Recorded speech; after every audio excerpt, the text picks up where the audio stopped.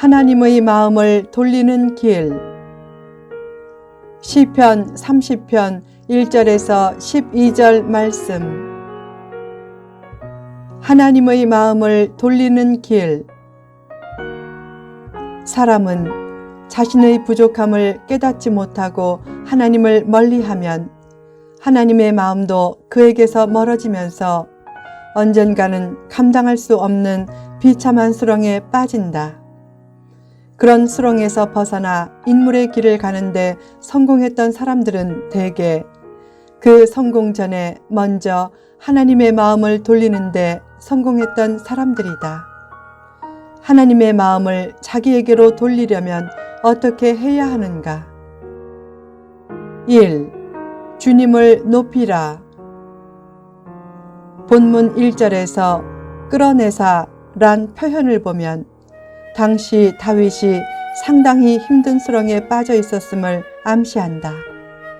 어떤 수렁에 빠졌는가? 수올이었다. 히브리인들은 죽으면 가는 지하세계인 수올을 무덤과 동일시해서 쓰기도 했다. 다윗은 죽을 병에 걸린 자기를 고쳐달라고 부르짖어 기도했는데 하나님께서 그 기도에 응답해 기적적으로 살려주셨기에 주를 높이는 고백을 한 것이었다. 마귀가 가장 신나서 기뻐할 때가 있다. 성도가 자기를 높이고 자랑에 여념이 없을 때다. 반면에 마귀가 가장 싫어할 때가 있다. 성도가 하나님을 높이고 하나님 자랑에 여념이 없을 때다. 사람의 제일 본분은 하나님을 높이는 것이다. 하나님을 높인다는 것은 하나님의 뜻을 위해서라면 낮아져도 좋고 망가져도 좋다고 각오하는 것까지 포함하는 개념이다. 주님을 높이면 주님의 높임을 받고 주님께 마음을 향하면 주님도 마음을 돌려주신다. 2. 주님을 기억하라. 찬송이 무엇인가? 주의 거룩함을 기억하며 감사하는 것이다. 언제 감사가 나오는가? 하나님의 은혜와 선한 손길을 기억할 때 나온다. 다윗은 과거의 은혜를 기억한 후 하나님을 은총과 기쁨을 주시는 하나님이라고 고백했다.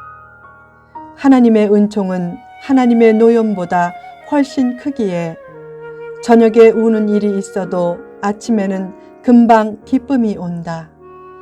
감사를 잘하고 아침의 기쁨을 맛보려면 과거의 은혜를 기억하는 것도 잘하고 생각도 잘해야 한다. 과거의 은혜를 잘 기억할 때 미래의 은혜를 잘 기다리게 된다. 고난은 일시적인 것이다. 그래서 기다릴 줄 알아야 한다. 믿음이란 기다림을 내포하는 것이다. 수확을 하려면 가을까지 기다려야 한다. 자기 때를 조급하게 주장하고 하나님의 복을 바라보면 하나님의 때는 더 멀어지지만 하나님의 때를 넉넉하게 기다리고 복의 하나님을 바라보면 하나님의 때는 더 가까워진다. 3. 주님 앞에 겸손하라. 다윗은 형통할 때 자신이 영원히 흔들리지 않을 것이라고 자랑했다. 그러나 교만은 패망의 선봉이다. 스스로 높아지면 오히려 낮아진다. 사람이 쓰임받지 못하는 이유는 좋은 실력이 없기 때문이 아니라 좋은 마음이 없기 때문이다. 교만과 상처는 비례할 때가 많다. 겸손하면 상처를 잘 주지도 않고 잘 받지도 않지만 교만하면 상처도 잘 주고받는다. 하나님은 교만한 사람으로부터 마음을 돌리시고 심지어는 얼굴까지 돌리신다. 다윗이 자만심에 빠지자 하나님은 그의 교만한 모습이 보기 싫어서 얼굴을 가리셨다. 결국 하나님의 돌아선 마음과 얼굴을 다시 되돌리려면 겸손한 심령을 회복해야 한다. 행복은 환경과 큰 상관이 없다.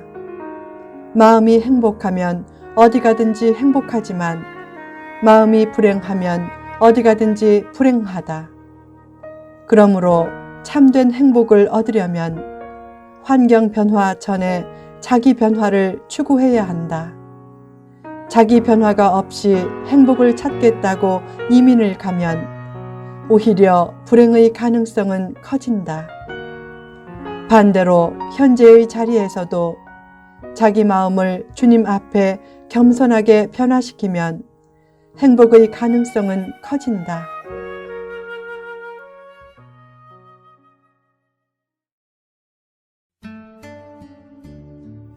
4. 주님께 기도하라. 주님께 기도하는 것도 중요하지만 주님의 마음을 움직이는 기도를 드리는 것이 더 중요하다.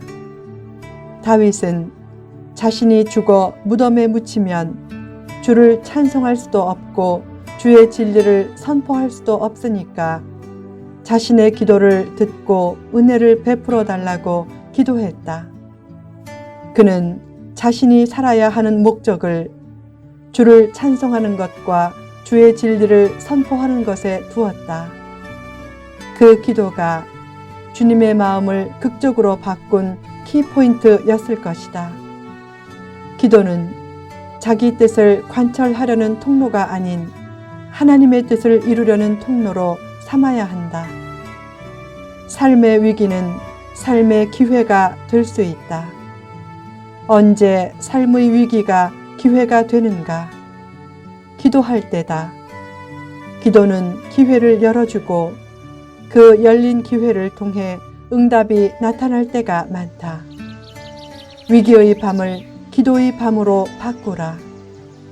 힘든 상황에서 원망을 선택하지 말고 기도를 선택하라. 원한이 생기면 원수를 갚는데 골몰하지 말고 기도 시간을 내는데 골몰하라. 힘들어 죽겠다고 하지 말고 기도하다가 죽겠다고 하라. 그런 마음을 가지고 하나님이 기뻐하시는 기도를 하면 삶의 위기는 최상의 기회가 된다. 5. 주님께 감사하라. 하나님은 하나님을 기쁘시게 하는 다윗의 간절한 기도에 응답하셨다. 그래서 다윗이 고백했다. 주께서 나의 슬픔이 변하여 내게 춤이 되게 하시며 나의 베옷을 벗기고 기쁨으로 띠띠우셨나이다. 베옷은 구약 성도들이 회개할 때 입는 옷이다. 결국 베옷을 벗기고 기쁨으로 띠띠우셨다는 말은 다윗의 죽을 병이 치유됨과 동시에 영혼의 기쁨도 회복했다는 뜻이다. 그런 하나님의 은혜 체험을 하고 다윗은 마지막으로 다짐했다. 또한 다윗은 은혜 체험을 하고 하나님을 소리 높여 찬송하면서 주님께 영원히 감사하겠다고 다짐했다. 사람이 하나님의 은혜를 지속적으로 받는 가장 핵심적인 요소는 주께 영원히 감사하는 태도에 있다. 감사하는 삶만 흔들리지 않아도 인생은 크게 흔들리지 않는다. 왜 하나님은 수시로 문제와 시련을 겪게 하시는가? 그 정확한 이유는 몰라도 된다. 중요한 것은 문제와 시련 속에서 믿음을 발휘하고 감사를 잃지 않는 것이다. 잘 믿어도 문제를 겪고 시련을 당한다. 그 사실이 문제와 시련의 정확한 이유를 몰라도 되는 이유다. 잘 믿어도 문제와 시련을 겪지만 잘 믿고 최종적으로 망한 사람은 없다. 위대한 인물들은 다 문제와 시련을 통해 위대한 길을 걸었다.